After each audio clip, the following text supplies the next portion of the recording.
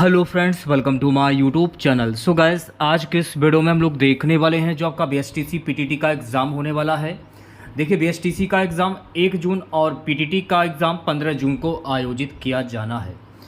तो आज की इस क्लास में हम लोग बीएसटीसी पीटीटी परीक्षा के लिए जनरल हिंदी के टॉप मोस्ट इंपॉर्टेंट क्वेश्चंस को यहाँ पर डिस्कस करने वाले हैं।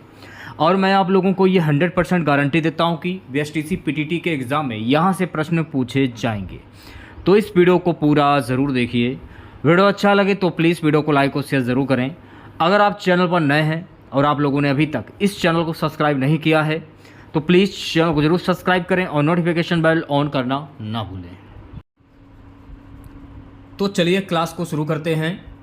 देखिए गाइस, वीएसटीसी का एग्ज़ाम 1 जून को और पीटीटी का एग्ज़ाम 15 जून को आयोजित किया जाना है।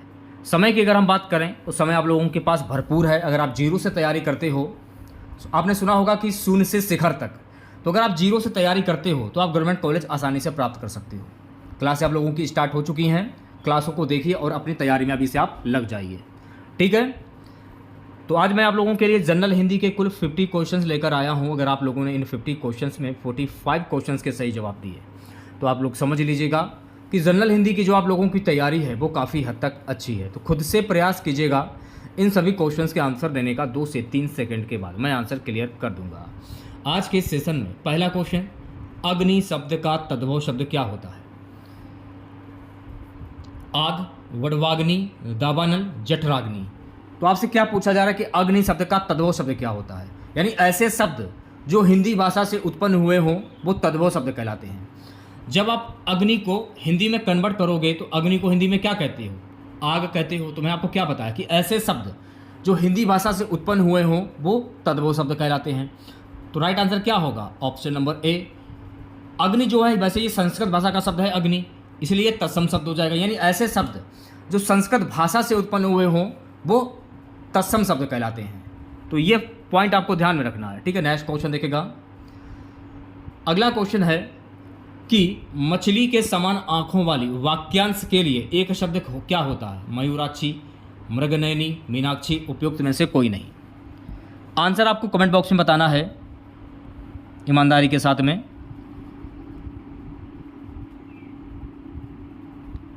अब देखिए, मछली के समान आंखों वाली वाक्यांश के लिए शब्द क्या होता है? मीनाक्षी। इसे आप मीनाक्षी कहोगे ना, तो ऑप्शन नंबर सी जो है इस क्वेश्चन का करेक्ट आंसर हो जाएगा। चलिए बढ़ते हैं नेक्स्ट क्वेश्चन की और अगला क्वेश्चन दिखेगा।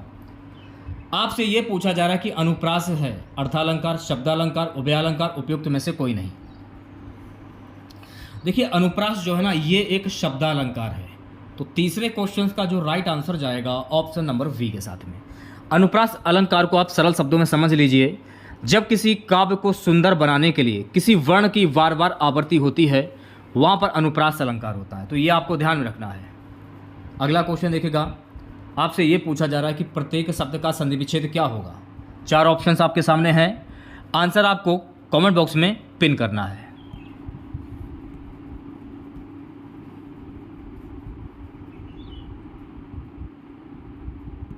आशा करते हैं कि आप लोगों ने आंसर क्लियर कर लिया होगा। तो प्रतिधन 1, प्रत्येक का संधि विच्छेद क्या होता है? प्रतिधन 1। अगर आपसे ये पूछ लिया जाए कि प्रत्येक में प्रयुक्त संधि कौन सी होगी, तो सबसे पहले देखिए, इसको तो मान लिया जाएगा छोटे ई और इसको मान लिया जाएगा ए। तो ई प्लस ए मिलकर क्या बना? ई प्लस ए मिलकर बना जाके या।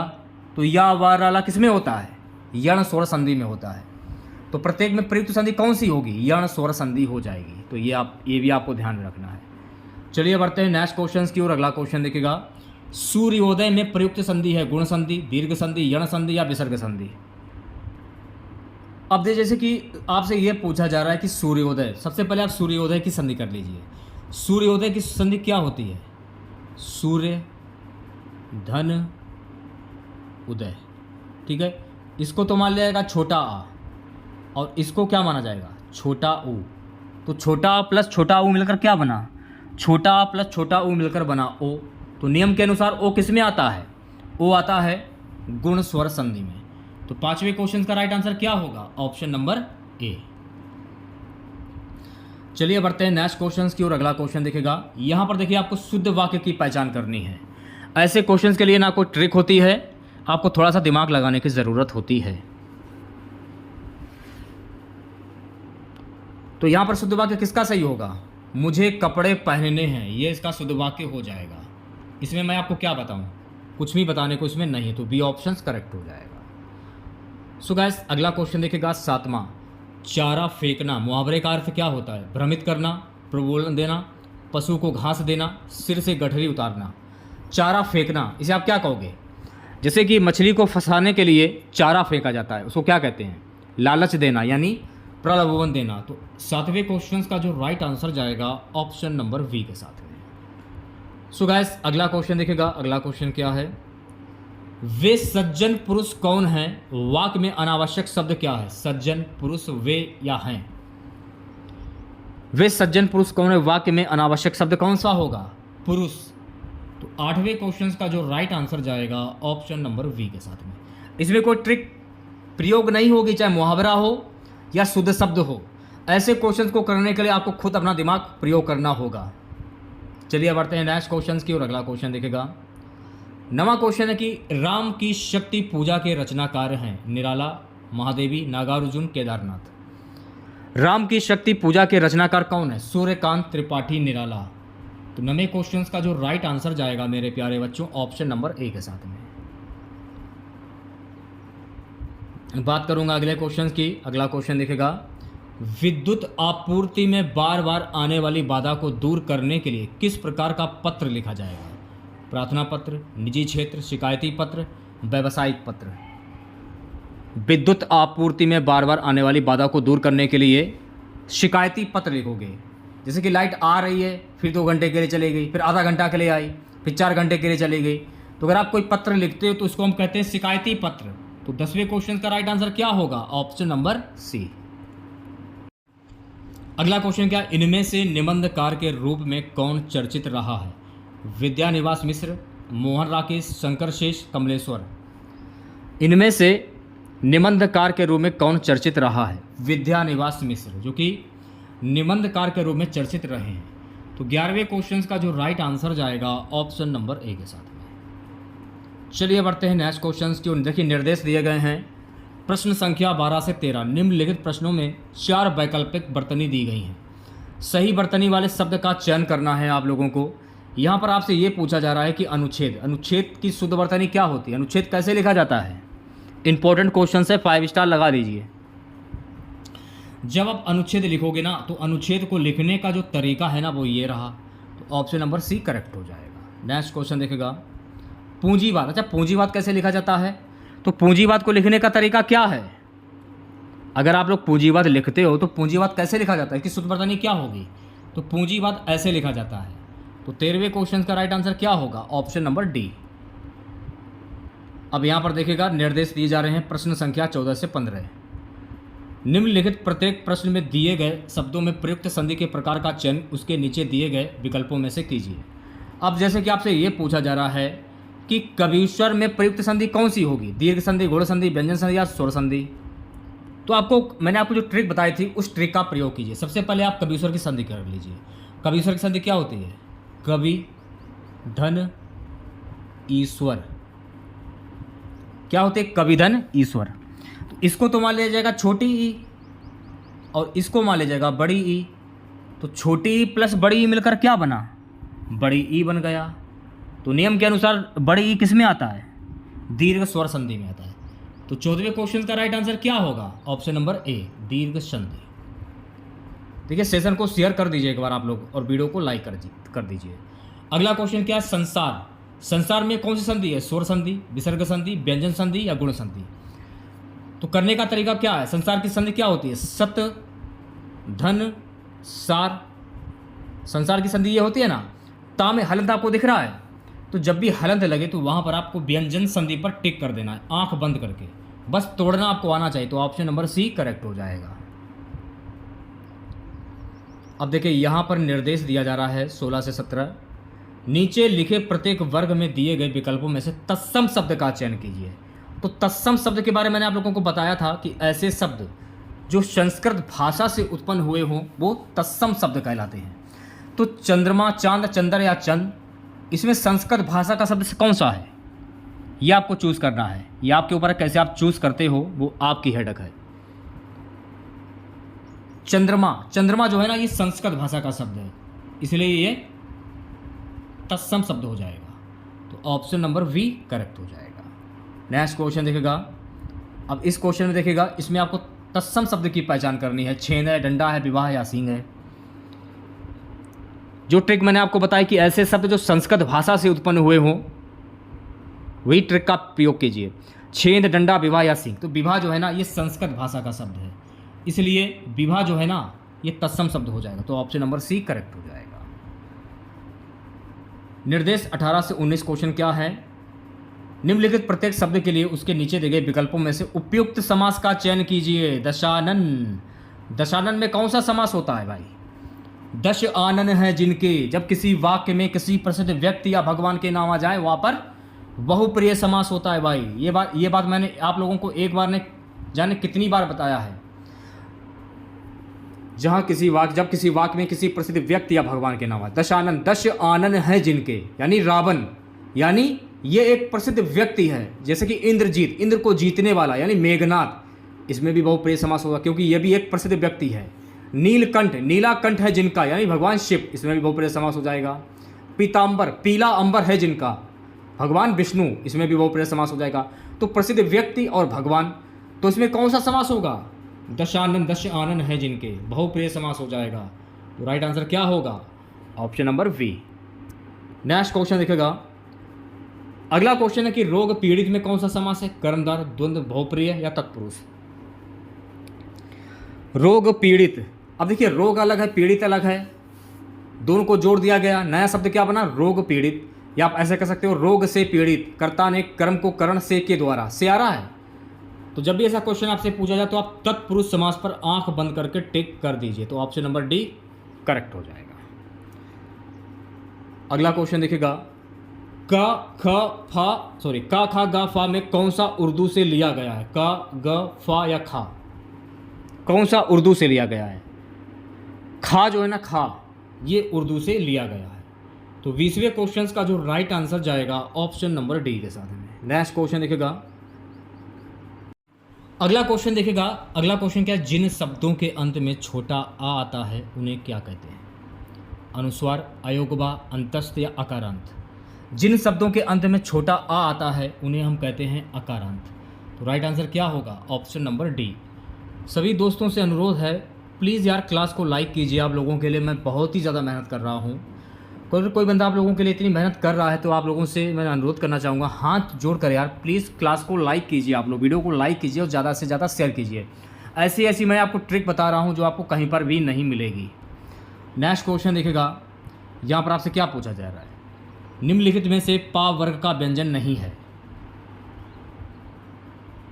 पा वर्ग का व्यंजन नहीं है। अब जैसे पा वर्ग के अंदर कौन कौन से आते हैं? जैसे कि पा हो गया, पा, फा, वा, भा और माँ। फा भी है, जी है, वा भी है, जी है, माँ भी है, जी है, लेकिन या नहीं है, इसलिए पा वर्ग के अंतर्गत जो या है ये नहीं आएगा। तो ऑप्शन नंबर डी करेक्ट हो जाएगा। ठीक है, चलिए बढ़ते हैं नेक्स्ट क्वेश्चन की ओर प्यारे बच्चों। अगला क्वेश्चन देखेगा। प्रेमचंद का देहावसान कब हुआ था? 1948, 1936, 1942, 1930। आपसे ये पूछा जा रहा है कि मुंशी प्रेमचंद की मृत्यु कब हुई थी? तो मुंशी प्रेमचंद की मृत्यु वर्ष 1936 ईस्वी में हुई थी। तो 23वें क्वेश्चन का जो राइट आंसर जाएगा मेरे प्यारे बच्चों ऑप्शन नंबर वी के साथ में। नेक्स्ट क्वेश्चन देखेगा। नेक्स्ट क्वेश्चन हमारा तुरंग शब्द का अर्थ होता है तरंग, घोड़ा, पानी या हाथी। तुरंग शब्द का अर्थ क्या होता है? तो तुरंग शब्द का अर्थ होता है, इसे आप घोड़ा कह सकते हो, तुरंग का अर्थ घोड़ा होता है।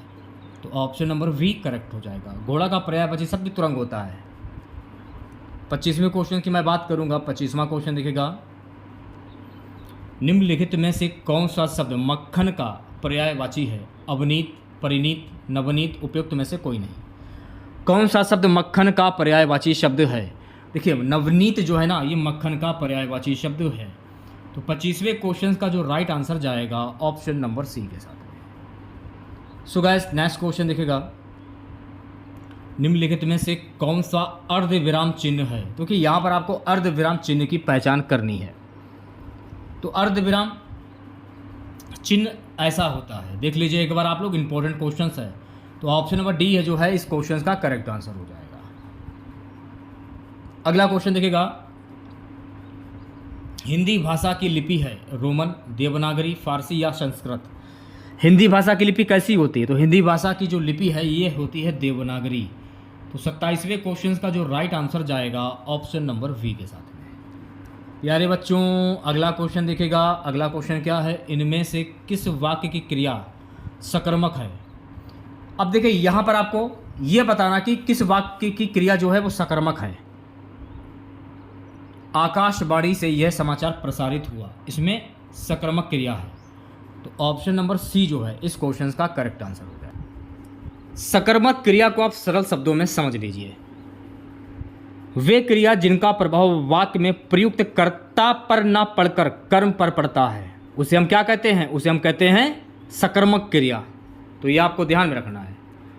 सो गाइस, अगला क्वेश्चन देखिएगा, इनमें से कौन सा शब्द विशेषण नहीं है? दृगम, दिग्भ्रमित, दृग्भांत, उद्भांति। इनमें से कौन सा शब्द विशेषण नहीं है, ये आपसे पूछा जा रहा है। देखिए, दिग्भ्रम ये शब्द जो है ना, ये विशेषण नहीं है। तो 29वें क्वेश्चन का राइट आंसर जाएगा ऑप्शन नंबर ए के साथ में। ठीक है, नेक्स्ट क्वेश्चन देखेगा, इनमें से कौन सा शब्द शेष 3 से भिन्न है? शेष 3 से भिन्न शब्द कौन सा? ये आपको बताना है। संपर्क, ये शेष तीनों से भिन्न है। तो राइट आंसर की अगर मैं बात करूं, ऑप्शन नंबर ए करेक्ट हो जाएगा। 31वां क्वेश्चन आपकी स्क्रीन पर, इनमें से किस शब्द में अब उपसर्गहीन का अर्थ नहीं देता? अवमूल्यन, अवनीति, अवमानना, अवधान। तो मैंने आपको क्या बताया कि स्टार्टिंग का जो शब्द होता है वो उपसर्ग होता है और लास्ट वाला जो शब्द होता है वो आपका प्रत्यय होता है। तो अब उपसर्गहीन का अर्थ नहीं देता, ये आपसे पूछा जा रहा है। तो ये अवधान, अवधान ऑप्शन नंबर डी जो है 31वें क्वेश्चन का राइट आंसर हो जाएगा। सो गाइस, अगला क्वेश्चन देखेगा, तुम्हारा परीक्षा में प्रथम आना तो ऐसा जैसे ऊंट के मुंह में जीरा, घोड़े की बला तबले के सिर, अंधे के हाथ बटेर लगना, अंधा क्या जाने बसंत की बहार। तुम्हारा परीक्षा में प्रथम आना तो ऐसा जैसे अंधे के हाथ बटेर लगना। तो 32वें क्वेश्चन का राइट आंसर जाएगा मेरे प्यारे बच्चों ऑप्शन नंबर सी के साथ में। सो गाइस, नेक्स्ट क्वेश्चन देखेगा। अगला क्वेश्चन हमारा है, विजन वन वल्लरी पर सोती थी सुहाग भरी में कौन सा अलंकार है? अनुप्रास, विरोधाभास, अनुप्रास, मानवीकरण, पुनरुक्ति, प्रकाश, मानवीकरण, विरोधाभास, पुनरुक्ति, प्रकाश। तो राइट आंसर की बात करूं तो यहाँ हो जाएगा अनुप्रास मानवीकरण। ऑप्शन नंबर वी जो है गाइस इस क्वेश्चन का करेक्ट आंसर हो जाएगा। अब जैसे कि यहाँ पर आप तो देख सकते हैं, वा की आवृत्ति जो है ये बार बार आ रही है, सा की भी आवृत्ति बार बार आ रही है, सोती में भी सा है, सुहाग में भी सा है, तो इसमें भी आवृत्ति, इसलिए यहाँ पर अनुप्रास अलंकार हो जाएगा, अनुप्रास मानवीकरण। 34वां क्वेश्चन क्या है, इनमें से कौन सा शब्द स्त्रीलिंग है? अंबार, भरमार, भंडार, कुठार। तो देखिए यहाँ पर आपको स्त्रीलिंग शब्द की पहचान करनी है। भरमार जो है ना ये आपका स्त्रीलिंग शब्द हो जाएगा। तो 34वें क्वेश्चन का राइट आंसर जाएगा ऑप्शन नंबर वी के साथ में। नेक्स्ट क्वेश्चन देखिएगा 35वां क्वेश्चन, इनमें से कौन सा वाक्य अशुद्ध है? देखिए यहाँ पर आपको अशुद्ध वाक्य की पहचान करनी है। 2-4 साल बाद ये तो नहीं होंगे लेकिन ये होगा, ये आपका बिल्कुल अशुद्ध शब्द हो जाएगा। तो 35वें क्वेश्चन का राइट आंसर क्या होगा? Option number C. चलिए बढ़ते हैं नेक्स्ट क्वेश्चन की और अगला क्वेश्चन देखिएगा, इनमें से किस वाक्य में भाववाच्य का प्रयोग हुआ है? किस वाक्य में भाववाच्य का प्रयोग हुआ है? इस गर्मी में सोया नहीं जाएगा, इसमें भाववाच्य का प्रयोग हुआ है। तो 36वें क्वेश्चन का जो राइट आंसर जाएगा मेरे प्यारे बच्चों ऑप्शन नंबर डी के साथ में। नेक्स्ट क्वेश्चन देखिएगा। सो गाइस अगला क्वेश्चन हमारा है, इनमें से किसमें आ उपसर्ग का प्रयोग हुआ है? अरमान, अगलान, अपमान या अनुमान। आ उपसर्ग का प्रयोग किसमें हुआ? मैंने आपको क्या बताया था, स्टार्टिंग का जो शब्द होता है वो आपका उपसर्ग होता है और लास्ट वाला शब्द होता है वो प्रत्यय होता है। ऑप्शन नंबर वी जो है अकलान इस क्वेश्चन का राइट आंसर हो जाएगा। ओके, चलिए बढ़ते हैं नेक्स्ट क्वेश्चन की और अगला क्वेश्चन देखिएगा, इनमें से कौन सा शब्द प्रत्यय रहित है? मलयानिल, स्वप्निल, उर्मिल, स्नेहिल। कौन सा शब्द प्रत्यय रहित है? मल या नील, ऑप्शन नंबर ए जो है गाइस इस क्वेश्चन का करेक्ट आंसर हो जाएगा। नेक्स्ट क्वेश्चन देखिएगा, निर्देश हैं 39 से 40, निम्नलिखित प्रत्येक प्रश्नों में से सही संधि विच्छेद का चयन कीजिए। अब आपसे पूछा जा रहा है कि पुनर्जन्म की संधि क्या होती है। तो पुनर्जन्म की संधि होती है मेरे प्यारे बच्चों पुनः धन जन्म। तो राइट आंसर क्या होगा? राइट आंसर आपका जाएगा ऑप्शन नंबर ए के साथ में। अगर आपसे ये पूछ लिया जाए कि पुनर्जन्म में प्रयुक्त संधि कौन सी होगी, तो पुनर्जन्म में हो जाएगी विसर्ग संधि। क्यों होगी वो भी जान लीजिए आप लोग। पुनः में आपको विसर्ग के 2 निशान दिख रहे हैं, इसलिए यहाँ पर विसर्ग संधि हो जाएगी। और क्वेश्चन भी इंपॉर्टेंट है, बार बार पूछा गया क्वेश्चन है, इसे आप रट लीजिए एक बार। पितृ ऋण में प्रयुक्त संधि कौन सी होगी, यानी पितृ ऋण की संधि क्या होती है? पितृ धन ऋण। तो ऑप्शन नंबर सी जो है गाइस इस क्वेश्चन का करेक्ट आंसर हो जाएगा। अगर आपसे ये पूछ लिया जाए कि पितृ ऋण में प्रयुक्त संधि कौन सी होगी, तो यण संधि हो जाएगी। तो ये भी आपको ध्यान में रखना है। अब देखिए यहाँ पर निर्देश दिए गए हैं। प्रश्न संख्या 41 से 42 नीचे लिखे प्रत्येक वर्ग में दिए गए विकल्पों में से तद्भव शब्द का चयन कीजिए। तद्भव के बारे में मैंने आप लोगों को बताया कि ऐसे शब्द जो हिंदी भाषा से उत्पन्न हुए हों वो तद्भव शब्द कहलाते हैं। तो इसमें आपको हिंदी भाषा का जो शब्द है उसकी पहचान करनी है। सिंपल सा क्वेश्चन है, आसानी से आप बता सकते हो, अगर थोड़ा सा दिमाग लगाओगे आपके समझ में आ जाएगा। तो कान जो है ना, कान, ये आपका हिंदी भाषा का शब्द होगा, इसलिए ये आपका तद्भव शब्द हो जाएगा। ऑप्शन नंबर 1 करेक्ट हो जाएगा। पीड़ा केरा पर्याप्त शिल्प, हिंदी भाषा का शब्द कौन सा है इसमें? पीड़ा जो है ना, ये आपका हिंदी भाषा का शब्द हो जाएगा। तो 42वें क्वेश्चन का राइट आंसर क्या होगा? Option number A. चलिए बढ़ते हैं नेक्स्ट क्वेश्चन की ओर। अगला क्वेश्चन देखेगा, देखिए निर्देश दिया गया 43 से 44, निम्नलिखित में से बेमल असंगत शब्द का चयन कीजिए। समस्या, जटिलता, कठिनाई या खेद। यहाँ पर देखिए आपको असंगत शब्द की पहचान करनी है, जल्दी से आंसर दीजिए। समस्या, जटिलता, कठिनाई, ये तीनों चीज़ें एक ही है, लेकिन खेद जो है ना, खेद, ये आपका सबसे अलग शब्द हो जाएगा। तो ऑप्शन नंबर डी करेक्ट हो जाएगा। नेक्स्ट क्वेश्चन देखिएगा, शारीरिक, दैहिक, मानसिक आदि। यहाँ पर आपको असंगत शब्द की पहचान करनी है। तो आदि जो है ना, आदि, ये आपका बेमल शब्द हो जाएगा। इसमें मैं आपको क्या बताऊँ, कोई टिकी इसमें नहीं लगेगी। तो ऑप्शन नंबर डी करेक्ट हो जाएगा। सो गाइस अगला क्वेश्चन देखेगा। क्वेश्चन है कि कैदी और कोकिला शीर्षक कविता के कवि का नाम क्या है? सोहन लाल त्रिवेदी, राम नरेश त्रिपाठी, माखन लाल चतुर्वेदी, श्याम नारायण पांडे। कैदी और कोकिला शीर्षक कविता के कवि का नाम क्या है? माखन लाल चतुर्वेदी। तो 45वें क्वेश्चन का राइट आंसर क्या होगा? Option number C. Next question देखेगा। सो गाइस अगला क्वेश्चन है हमारा, महावीर प्रसाद द्विवेदी ने आदिकाल को क्या संज्ञा दी है? चारण काल, आदिकाल, वीरकाल या बीज वपन काल। महावीर प्रसाद द्विवेदी ने आदिकाल को बीज वपन काल की संज्ञा दी है। तो राइट आंसर की अगर मैं बात करूं तो 46वें क्वेश्चन का जो राइट आंसर जाएगा मेरे प्यारे बच्चों, ऑप्शन नंबर डी के साथ में। नेक्स्ट क्वेश्चन देखेगा, अति सूधो स्नेह का मार्ग है किसकी पंक्ति है? आलम, बोधा, ठाकुर, घनानंद। अति सूधो स्नेह का मार्ग है किसकी संधि, किसकी पंक्ति है? ये घनानंद की पंक्ति है। तो 47वें क्वेश्चन का राइट आंसर क्या होगा? Option number D. So guys अगला क्वेश्चन दिखेगा, 48वां क्वेश्चन है, आधुनिक हिंदी साहित्य की पहली आत्मकथा के लेखक कौन माने जाते हैं? बाबू श्याम सुंदर दास, देवेंद्र सत्यार्थी, हरिवंश राय बच्चन, जयशंकर प्रसाद। आधुनिक हिंदी साहित्य की पहली आत्मकथा के लेखक बाबू श्याम सुंदर दास को माना जाता है। तो 48वें क्वेश्चन का जो राइट आंसर जाएगा ऑप्शन नंबर ए के साथ में। नेक्स्ट क्वेश्चन देखेगा, श्वास के आधार पर वर्णों के 2 रूप होते हैं, स्पर्श ऊष्म, अल्पप्राण महाप्राण, तालुप्य मूर्धा, सघोष अघोष। श्वास के आधार पर अल्पप्राण महाप्राण। तो 49वें क्वेश्चन का जो राइट आंसर जाएगा मेरे प्यारे बच्चों, ऑप्शन नंबर वी के साथ में। नेक्स्ट क्वेश्चन देखेगा, निम्न में से दंतत्व वर्ण कौन सा है? तांत, ता, था, दा, धा, ना, कौन सा वर्ण है? ता। जैसे कि ता है, था हो गया, ता था, दा, धा हो गया और ना हो गया। ये दंत से बोले जाने वाले वर्ण है। तो ता कहाँ पर है? ता ये रहा।